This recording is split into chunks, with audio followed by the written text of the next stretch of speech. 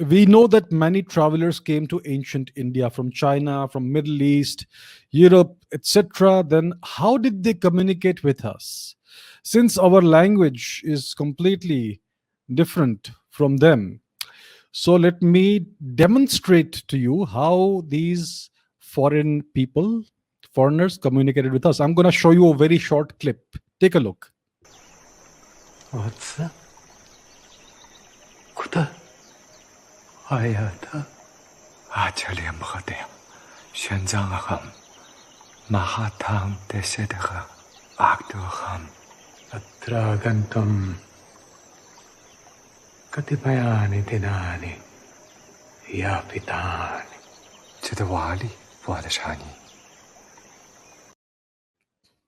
So that's a clip from a Chinese movie. It's about the life of the great Chinese monk Xuanzang, who came to India to gain knowledge. Most people who came to India from other countries came either to gain knowledge or they came to trade with India, to engage in commercial activities. And they all spoke the lingua franca of India, which was Sanskrit. They all learned Sanskrit. Sanskrit was the highest civilizational language in the entire known universe. When India was a free nation, it was a free culture, was before the past 1,000 years of the invasions.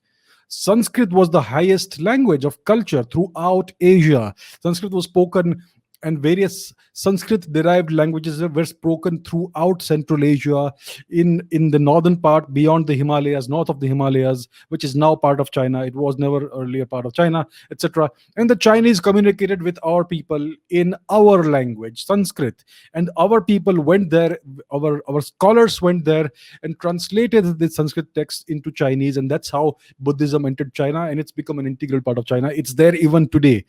China has the largest Buddhist population in the world. And this Buddhism, so to say, it incorporates the worship of many Indian gods.